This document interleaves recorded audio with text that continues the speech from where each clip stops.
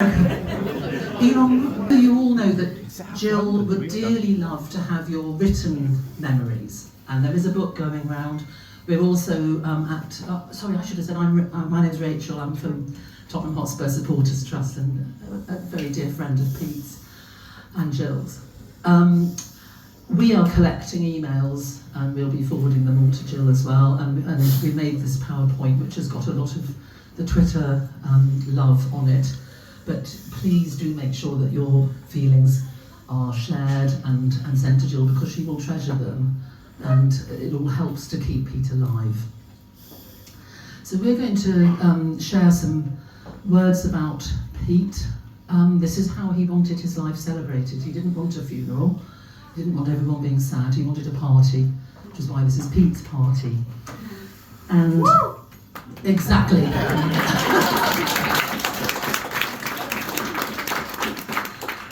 So you can see we've got a few of us here lined up, but I'd like to start by reading some words from Jill.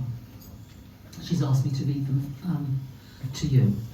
And she says, "Thank you everyone for coming today to celebrate the life of Pete, my lovely husband, soulmate and all-round good guy. He was also a great friend, brother and uncle. We were both completely blown away and humbled by the outpouring of love we've received since his diagnosis last December. His first love was, of course, Tottenham Hotspur, and I was fine with that." She's put it here, honestly. "It made me happy to see him happy, although of course there have been times of utter despair supporting our club, as we all know.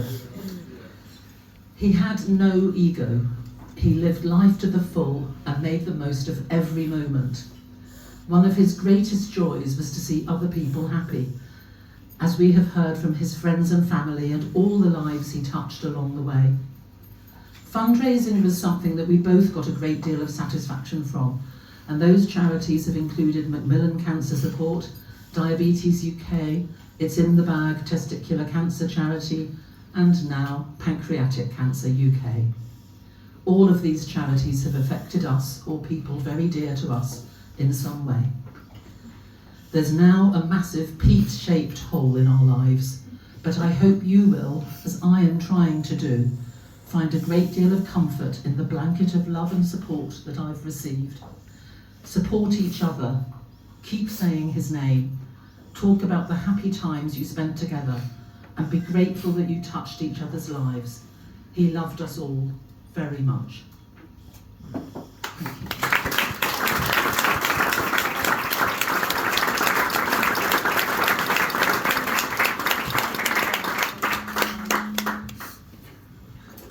I'm going to hand over to Theo.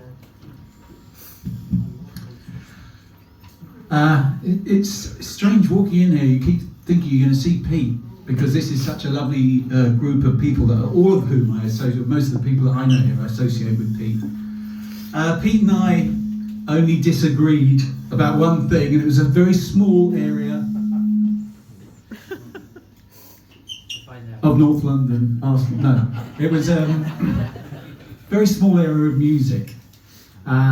He was an avid listener of a little radio show I do on a Saturday morning, and he liked all the music I played apart from one type. He said, he borrowed this line, as he would have admitted, from the Blues Brothers: "I only dislike two types of music, country and western."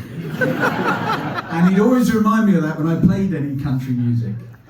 But, you know, as I say, we agreed on almost everything else, certainly football.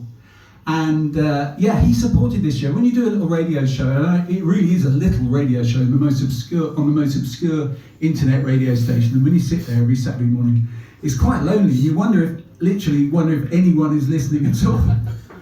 And Pete got in touch almost every week. Pete and Jill were so supportive. Every week they'd get in touch, and Jill still does, on the Facebook page and make a request. And I sensed that Pete knew that it was a lonely business, and he wanted to help, and he wanted to support me, and that's what he did. And that's the kind of guy he was, as we all know, as everybody knows here. His chief overriding characteristic was kindness. I was privileged to interview him for my podcast, Life Goals, this year, in which people choose the goals of their lives and talk about their lives. And it was a really great interview. It's among the best I've done, I think. And we got emotional, needless to say, at a couple of different points. But it was fascinating as well, because I learned about his early life. I've only known Pete for maybe 10 or so years.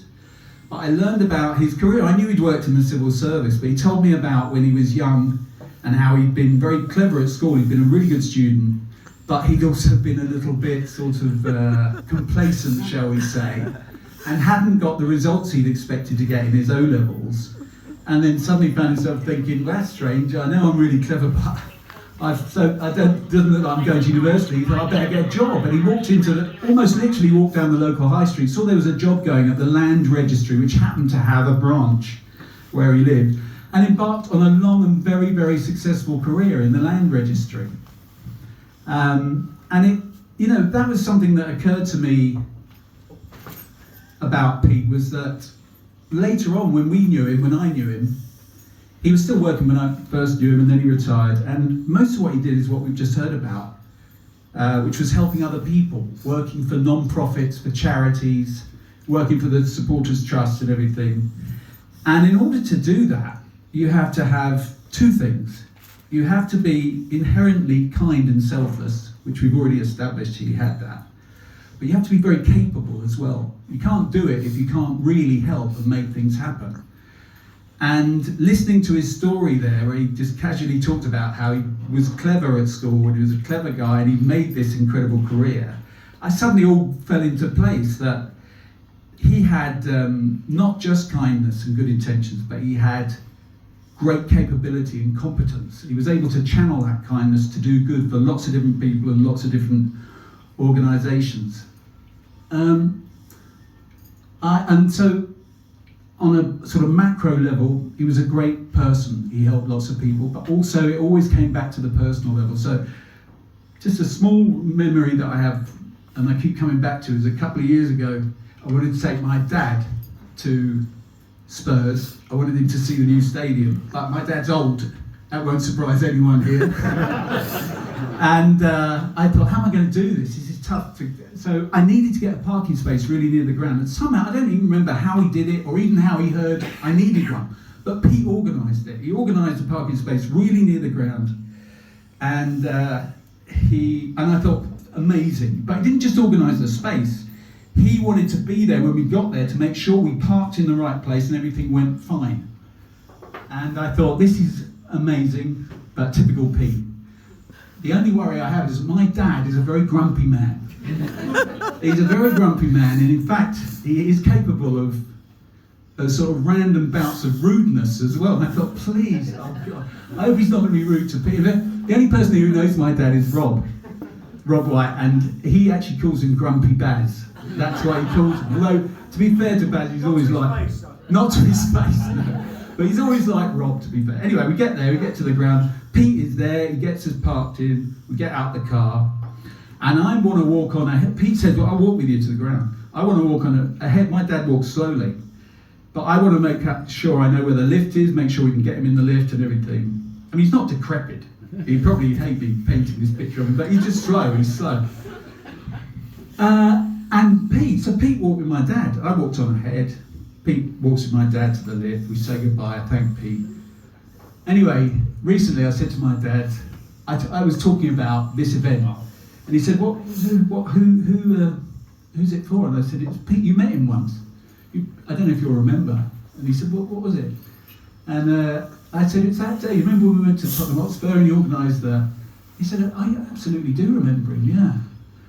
And he looked really sad. And he said that they talked all the way to the ground. He said we talked about football, we talked about music, we talked about lots of things, he said. And I said, yeah, he's a massive music fan, he's a big follower of the show, he likes all music. He went, no, he doesn't like all music. He doesn't like country, and he doesn't like Western. And I thought, that's big. My dad loved him, and that's as big a tribute as I can pay with him. Thanks.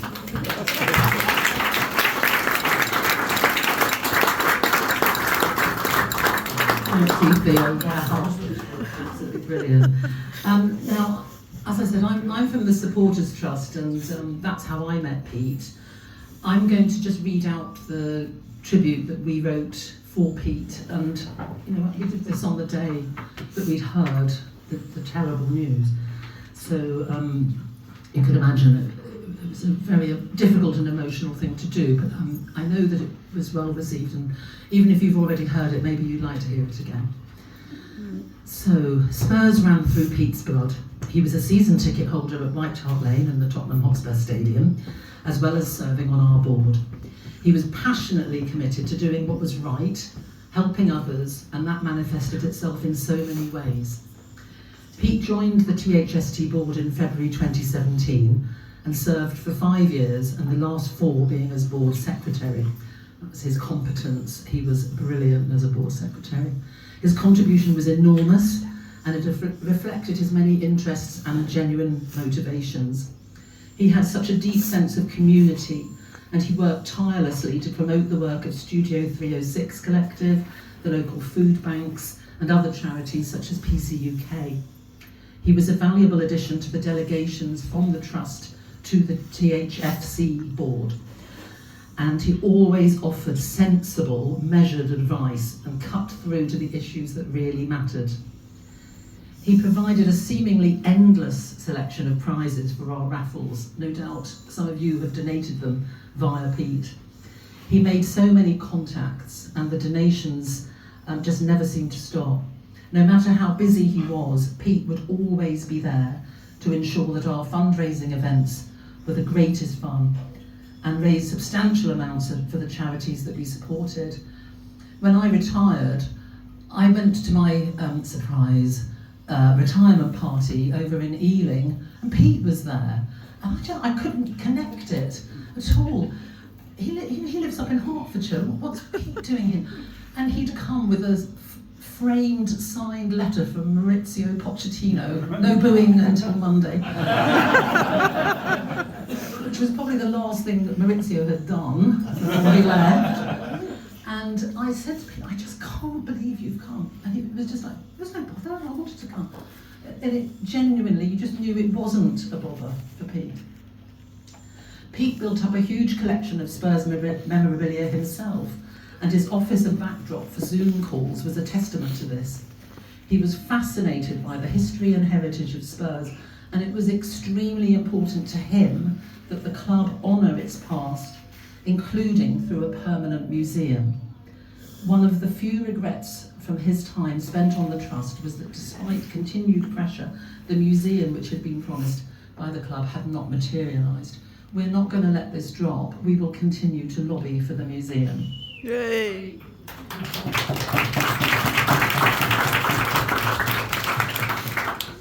Many Spurs fans originally met Pete through the secret Spurs walks, the secret history walks that he organised with his friends Rob and Julie Welsh.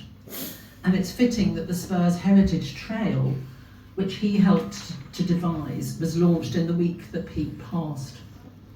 We know that he was also so proud to see the Spurs clock proudly installed on the High Road again. And since his first match at the Lane, a victory against West Ham, April 1969, in which Jimmy Greaves scored the only goal, Pete has been a regular. As with everything that Pete did, he threw himself wholeheartedly into supporting his team, watching them home and away whenever he could, watching the under-21s, the women, any team that was Spurs. One proud moment saw him presenting Ash Neville with the Player of the Match trophy at a game that the Trust had sponsored up in Cheshunt. As it gradually became more difficult for Pete to attend matches, he was especially grateful to the club for arranging a trip for him and Jill to the training centre, where he met the first team squad and the management team.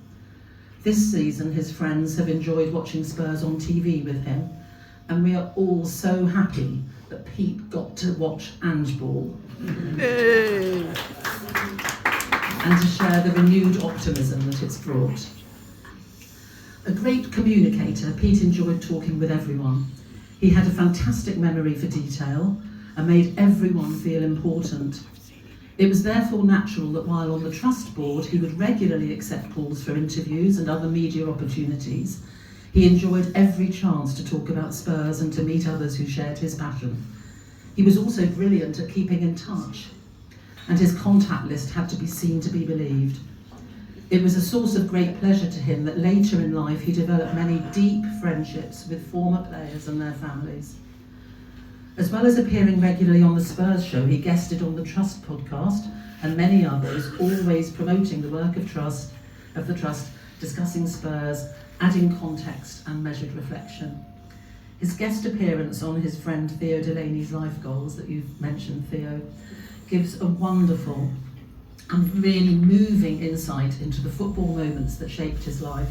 I hope that you'll find it if you haven't already listened to it, but just make sure you've got a box of tissues to hand.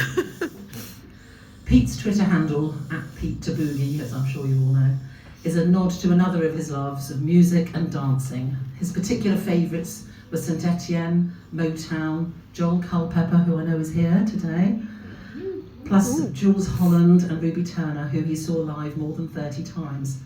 I'm so glad that Jill and I were able to get Pete to see Jools Holland for one last time this summer at Kew Gardens. Despite the pouring rain, Pete enjoyed it so much, and especially when he got a name check from the great man himself. Pete also enjoyed cricket, hockey. His home was full of colourful art. He lived life to the full. Looking at Twitter and Facebook after Pete's passing, and looking here today, the huge outpouring of love towards Pete gives a sense of the man, of what he meant to everyone, and how well he lived his life. Pete faced the end of his life with the same bravery, openness and honesty with which he lived. He did everything to give himself a fighting chance, but when the time came, he embraced his destiny without complaint. In short, he was an inspiration to us all. Those of us who were blessed with his friendship have learned so much from the way he conducted himself. His time with us here may be over, but we will feel his presence wherever we knew him, be it cheering on the team at the Tottenham Hotspur Stadium, enjoying a pint here at the Antwerp Arms, breathing in the air on the North Norfolk coast, listening to Jools Holland, or maybe when we see a pork pie hat in the distance, and just for a moment think, there's Pete.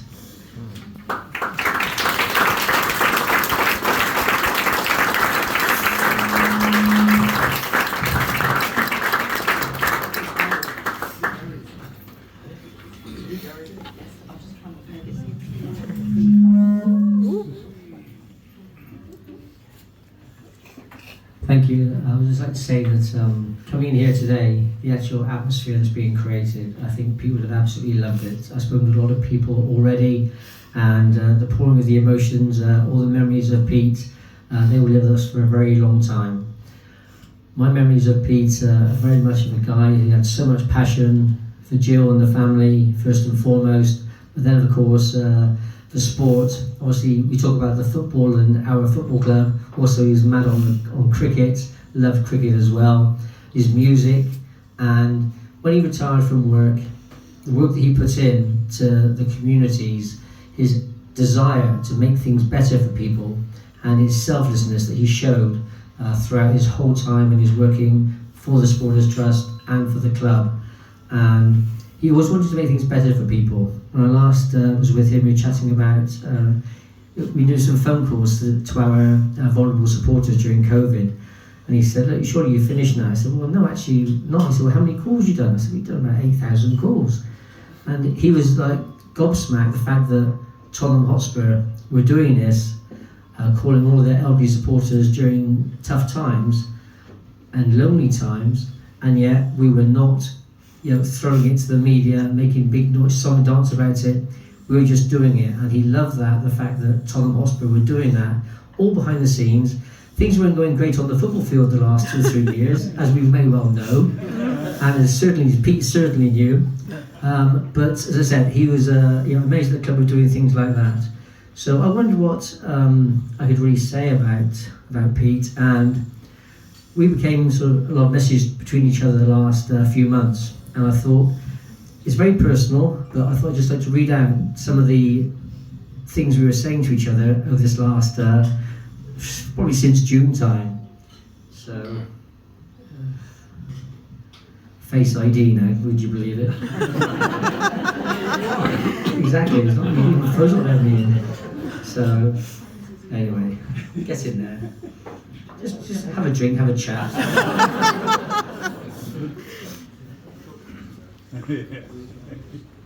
Right, there we go.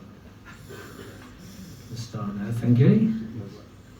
Right, and it started back just after the new manager was put in place. And you'll probably know I'm now 62 years of age and have to have glasses to see anything. So, he sent me a message on the 6th of June. Good day. Good day, Ange. Sounds like he's the right fit, Gary. The time will tell. He said, hi Pete. Good attitude to the game he has and takes no nonsense from players or the board. It should be entertaining. Take care, Gary. He said, I'm feeling optimistic. I went, me too. How are you doing? Next season should be very exciting. Take care and thanks for everything you've done for our football club. Respect you as well, Gary, for all you do for our club. Due to my health, I wasn't able to attend Kevin's funeral and was touched by your gestures. I said, when they find a cure for your issues, we can smile and look forward to winning trophies. I would love to be alongside you when we do. Take care, my friend. I said, hi Peter, how are things going? I said, hopefully Ange will fall into place and with our full support and backing, he will win us at least a domestic trophy this year. Playing the football we all love to watch. He said, I'm on a new regime of pain medication. It seems to be working. And I'm stupidly optimistic about the coming season. I said, glad to hear that the new painkillers are working. When playing, I believed that we would win a trophy every single year. There was no negativity allowed in my dressing room, so for all of us, onwards and upwards, and certainly for yourself. I said, hi Peter, there's a more positive feel from our fans at the moment. We were lulled into trophy expectations with Mourinho and Conte, but Ange is a manager with things to prove and respect to be earned, and he's going to take it with both hands. He could also be an extremely good fit for us, so our fingers are crossed. Hope things are okay with yourself. So thanks for the message, Gary. I'm in another chemotherapy session tomorrow, then off to Suffolk for a short break. We'll be there to see the sea. So take care, I hope all goes well and enjoy the sea. I've always wanted to live by the sea but not yet managed it. But look after yourself, keep smiling and stay strong. I'll send you a picture or two, which he did. Then he comes up again, I was going to Gran Canaria on holiday. He said, enjoy Gran Canaria, I was there in the 80s. I've got more hospital appointments this week. Should learn today how much impact the chemotherapy has had and what future treatment will be.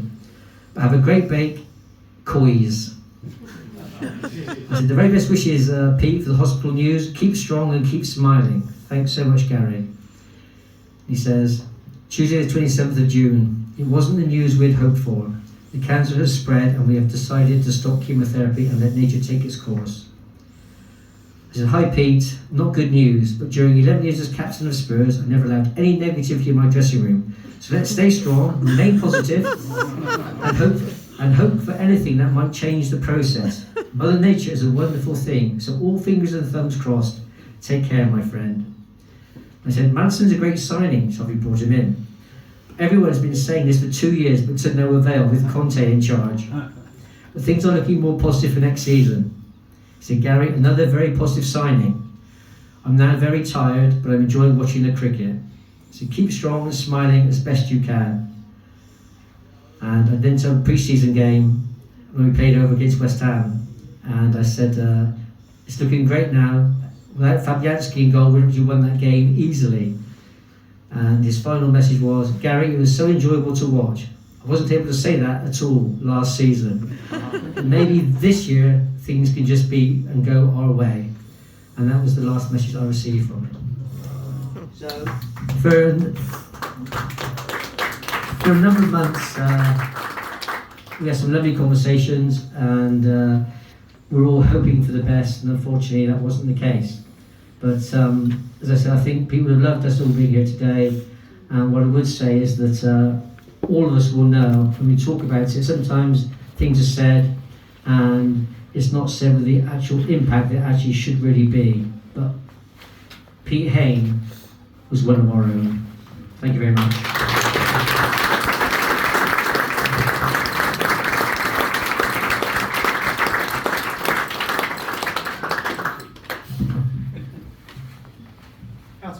How to follow that.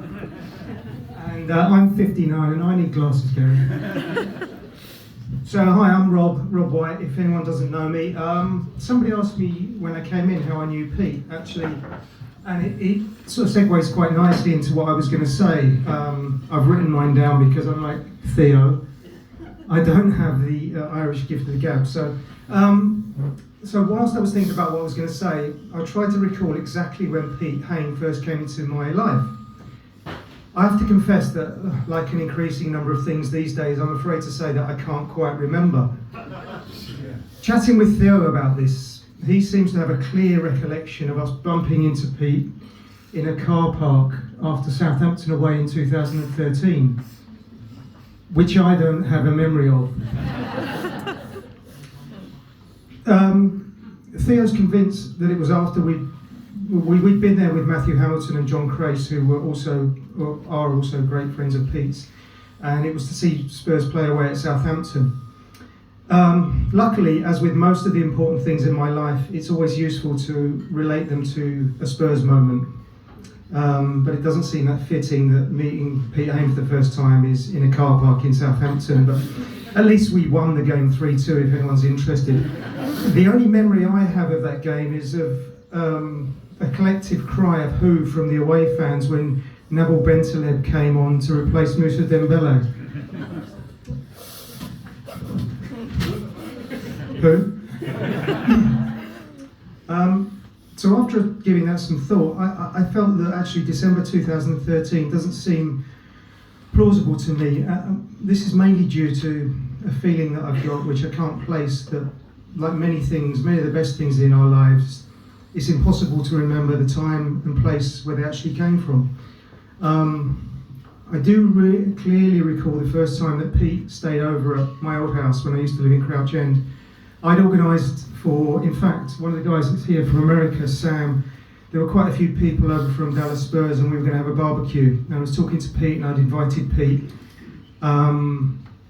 to stay because I realised that although those guys, they'd come all the way from Dallas, getting back to Stevenage was probably going to be more difficult.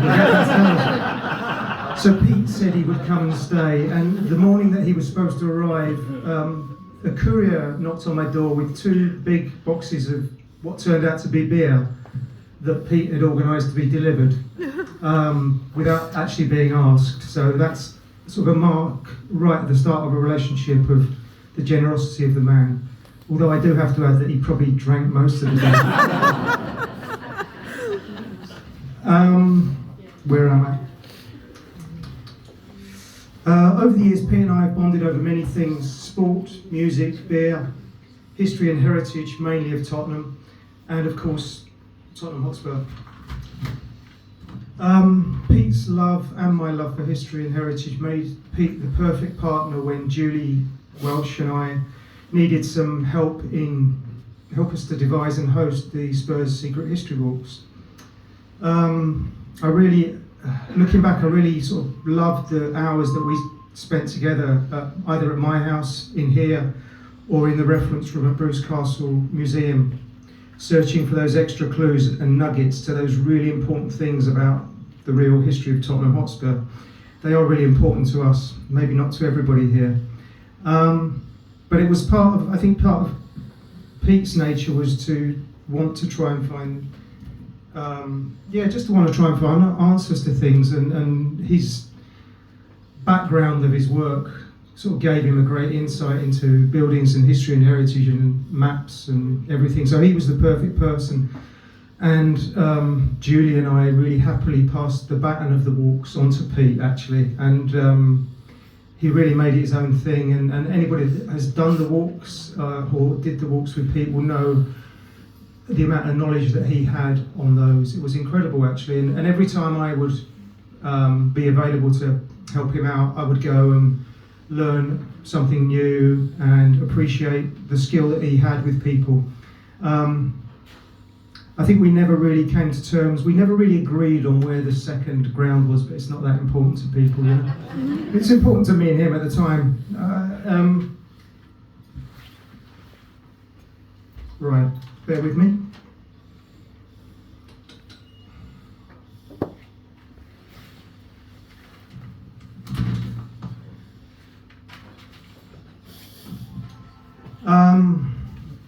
So it seems to me that Pete, and probably many of you here, that Pete was one of those people who really threw himself wholeheartedly into whatever needed doing. And I know chats we've had, Jill, about setting up various sports clubs are absolutely inspirational.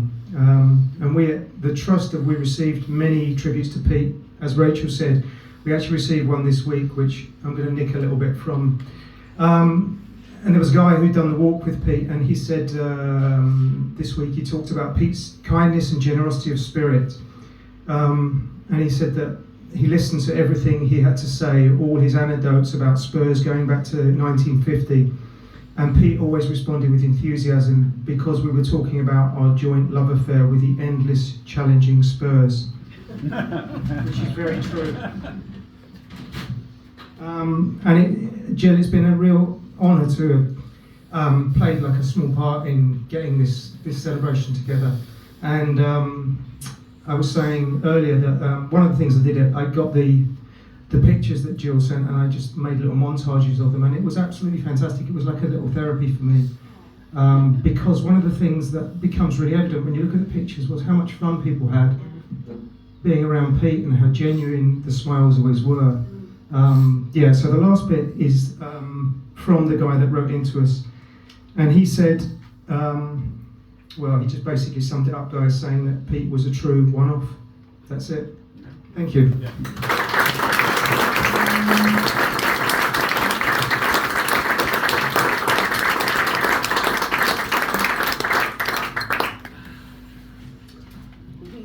Good afternoon. I don't normally use a microphone, but as there's so many people here, I better do it. My name's Mike Tipper, and this is another part of Pete Hayne which most of you may not know. Pete Hayne, first of all, I do actually like country and western music, okay? I am the one, okay? No, me and Pete, what happened? How's the best way to describe this? In 1967, my late father, who was a lifelong Chelsea fan, said, get in here now and watch this cup final. Watch us beat this other London team. So you can imagine how much I was amused by the fact that the mighty Spurs beat Chelsea 2-1 on that day. And I've been following Spurs ever since. Not to the extent of some of you obvious legends around here, but this shirt, Pete got me this shirt for my 40th birthday. I actually bought the pork pie hat from eBay, and I don't normally wear hats indoors, but today I'm going to make an exception. So, picture the scene. 10 years after Spurs have beaten Chelsea, it's 1977. And a bit like the story that was just related about Pete, I didn't pass any exams either, and I ended up at the land registry.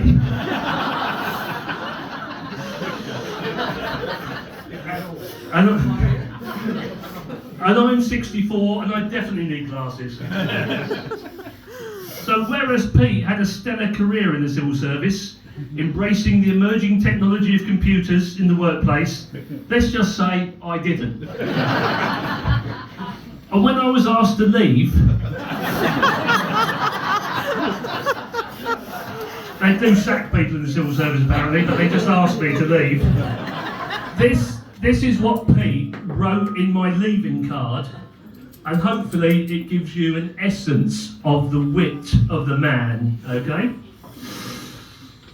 Not wishing to be verbose in any way, shape or form, but there needs to fill this card in tip, I felt that the best way that I could pay my respects to one of the most conscientious, hard-working people that the land registry have ever had the good fortune in employing would be to write Brian Elliott, and there are some names in here, okay?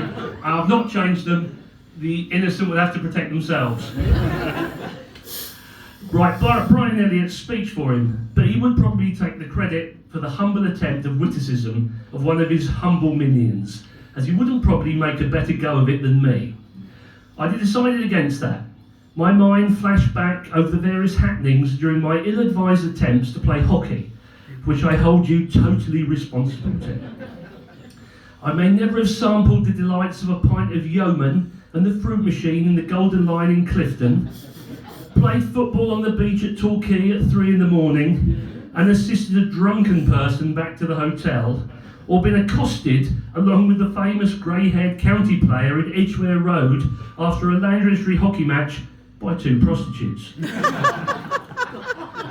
I may never have stuffed you out of sight at backgammon in the small hours whilst paralytic, seen Kevin Marsh foaming at the mouth in the showers at Shuttleworth College, or June McCrory threatening to fill somebody's face, or seen Skinhead chatting up Francois. All in all, you've got a lot to answer for. Best wishes, look forward to seeing you in the future.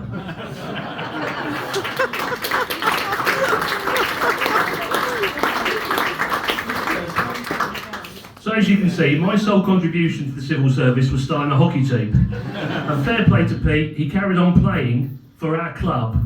There's a lot of guys here from a hockey club called Shefford, which is a hockey club. It's a village hockey club. It's in the middle of nowhere. But Pete, as if you've read the Guardian obituary, you'll see they referred to the Fat Back Three. Now, obviously, Frank is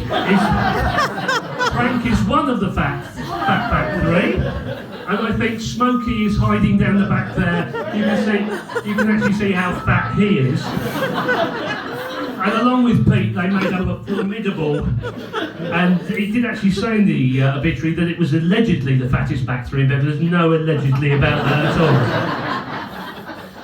Part of playing hockey for Shefford involved our annual Easter tour to Torquay.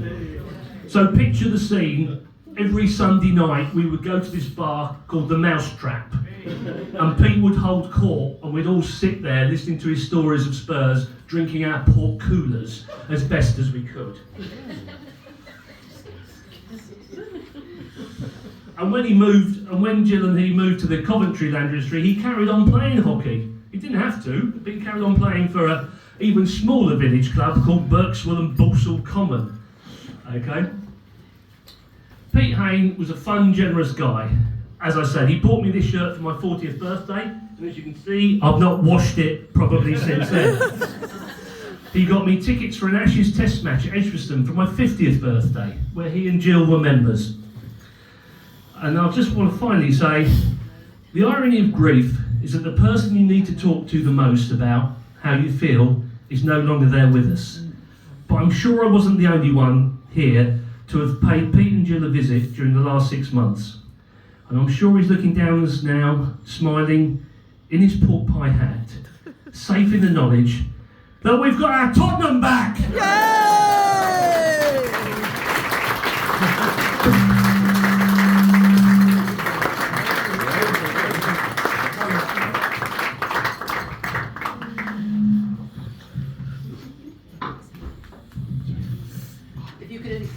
If you could only see what it looks like here, and I'm supposed to found it. So we're going to end now. I hope that you've all really enjoyed just hearing so many different aspects of Pete, and what amazing array of speeches. Thank you so much, everybody, and I know I'm saying this on behalf of Jill and the family. We're going to just close with a poem that Jill has asked me to read by Donna Ashworth, and it's called Without Hope. And if there's anyone near to you that you'd like to hold their hand or put your arm around them at this moment, this could be the moment. Gary, feel free.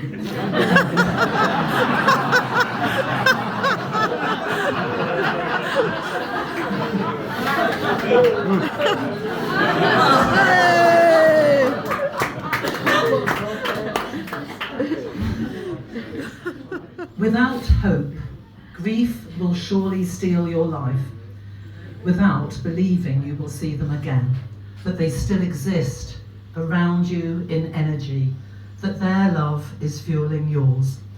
Grief will make a wasteland of your world. Do not let something born of such beauty, such joy, become your downfall. It was supposed to be your purpose, the fire in your belly, the reason you go on. Hope is the space between having them here and knowing they are still with you. It is an invisible blanket, but oh, it will warm you at night. Let it warm you, my friends. Let the love and the hope warm you.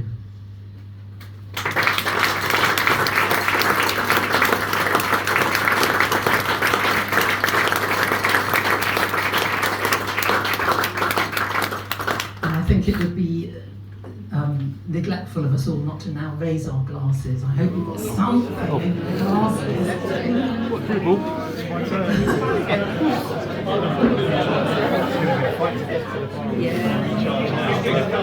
I will do so straight after.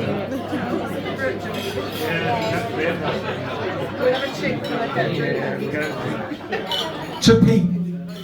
To Pete!